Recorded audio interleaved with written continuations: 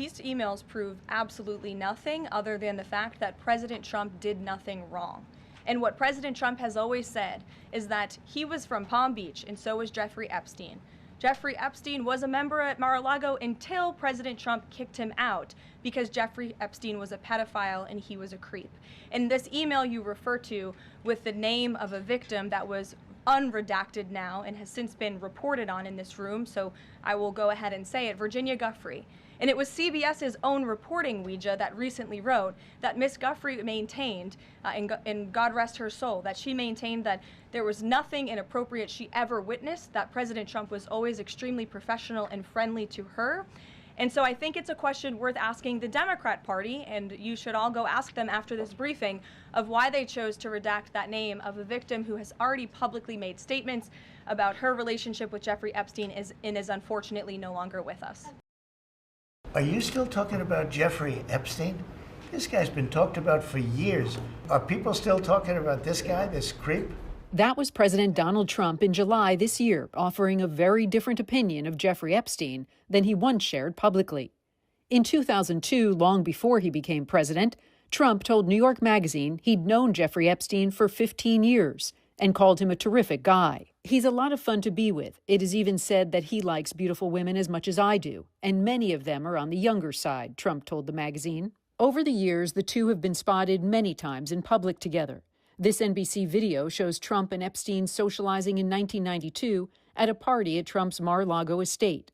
The video, released in 2019, shows Trump appearing to say to Epstein, "Look at her back there, she's hot," while Epstein smiles and nods. Former swimsuit model Stacey Williams, who dated Epstein in 1993, told CNN in an interview Trump was Epstein's wingman. They were best friends. They were very close. The two men flew together as well. These flight logs show Trump traveled on Epstein's jet 4 times in 1993, twice in 1994, and once in 1995 and in 1997.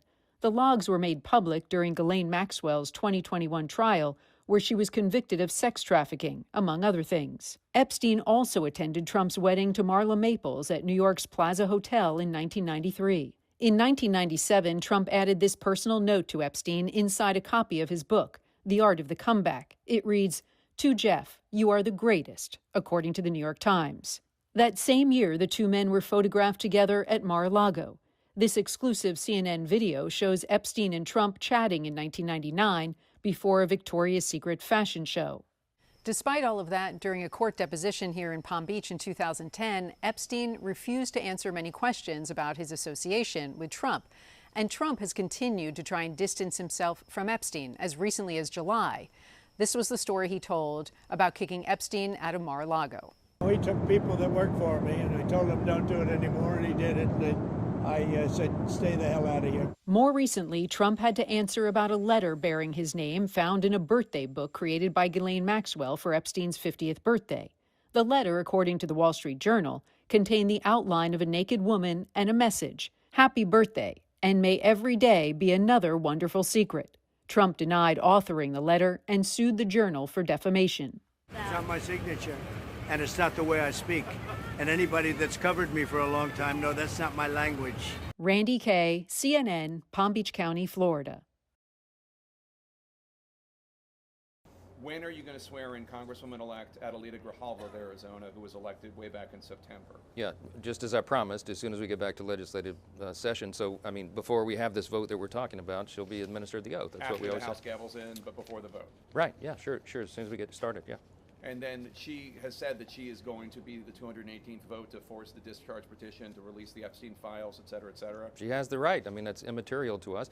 It's now a moot point, by the way. The Oversight Committee has been delving in deeply to the Epstein investigation, and they've released 43,000 pages of the Epstein files, more to come. Subpoenas are being complied with. By the way, the latest batch was the Epstein estate files that is not even considered in the discharge petition, was never mentioned. But that was a treasure trove of information, and they released his personal logs, his flight logs, his financial records, and even his daily calendar. So there's plenty of oversight. All of that information is going to be released to the public. The only thing they're redacting, Jake, is the names of the innocent victims, Sure. and we insisted upon that, and everybody of common sense understands why that is. Of course, the survivors.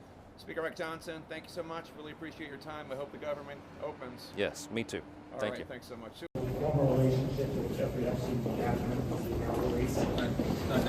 all been explained. I think this is a massive distraction by the Democrats while we're trying to get the government reopened and covered for their mistakes. And I find it interesting that the press corps didn't ask all these questions for 4 years during the Biden administration. But the president is the one who wanted all these documents out. Why not release all these documents now? He's for maximum transparency. He said it as recently as a couple of days ago, and I talked to him about it today. He's for everything coming out. Always has been. Provision that you just said that you're going to have a suspension vote to repeal next week. Did you know that provision was? No, I found out about it last night. I was surprised. I was shocked by it, and I was angry about it. To be honest. Did you talk to Booth about it? I talked to him about it today. About 20,000 pages of documents from the estate of convicted sex offender Jeffrey Epstein were released by the House Oversight Committee this week.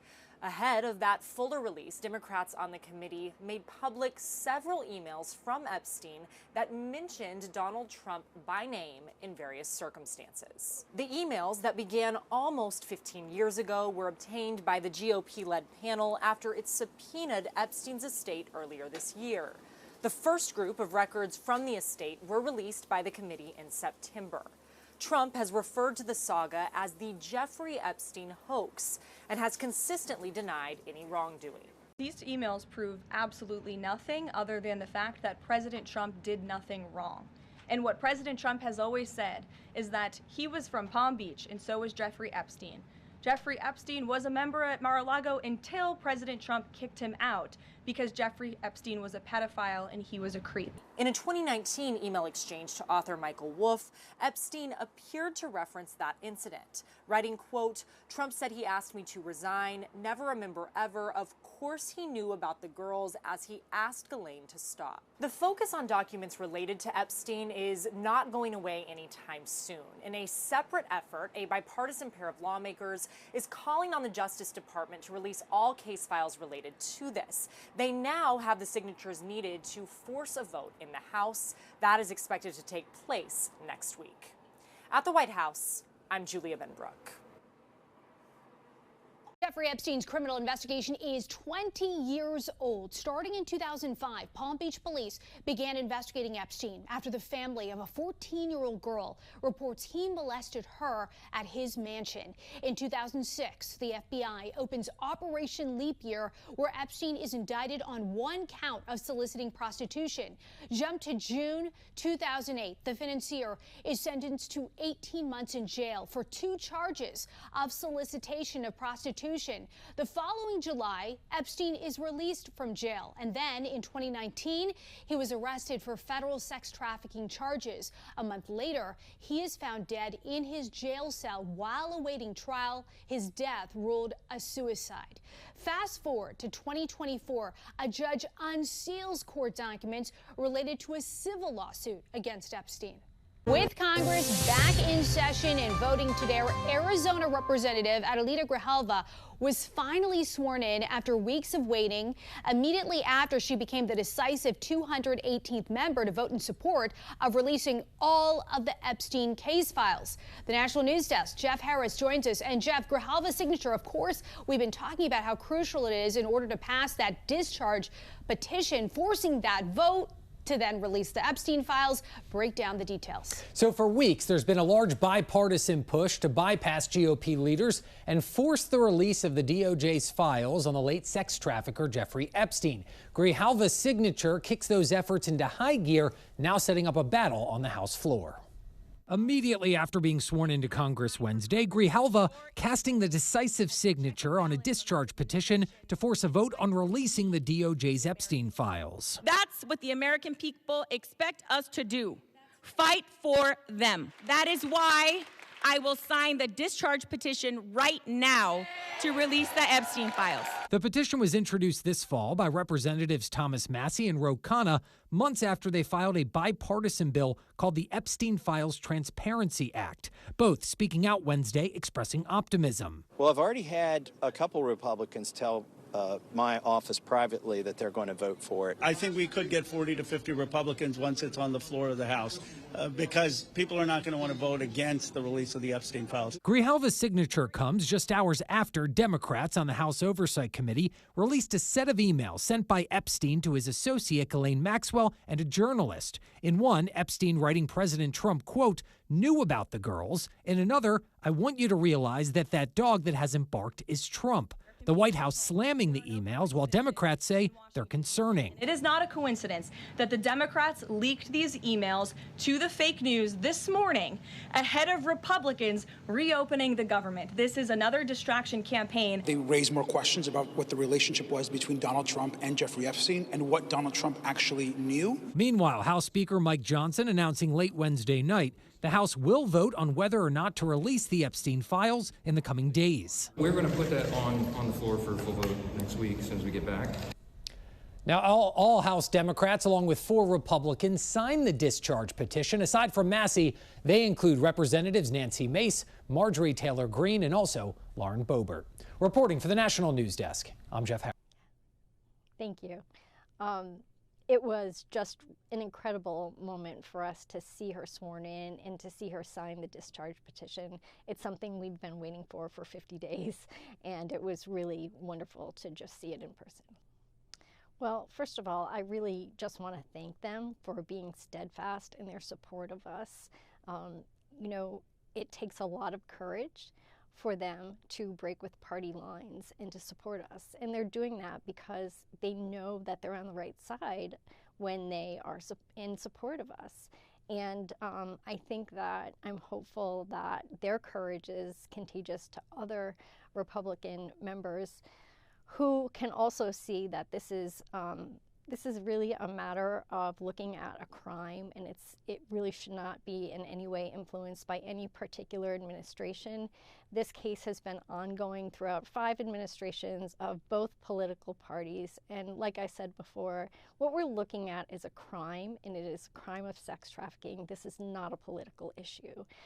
So they're right in their support of us.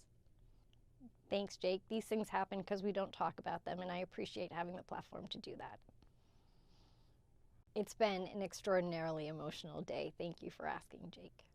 But it's also been a really important day. So I think that, you know, anything that we see that's released brings us closer to the truth, right? And I think that in releasing these emails this morning, it really is just driving the point home of how badly we need this information released. We need the government to release everything that's in these files, of course with the appropriate redactions to protect the privacy of the survivors, but we really need this information to be out there so these crimes can be investigated. I think it's really upsetting to us that this is so politicized when it's not a political issue. This was a crime, and it's a crime of sex trafficking, and we really just want to see justice for the crime that happened to us. There has definitely been a renewed sense of hope and a definite sense of joy among all of us.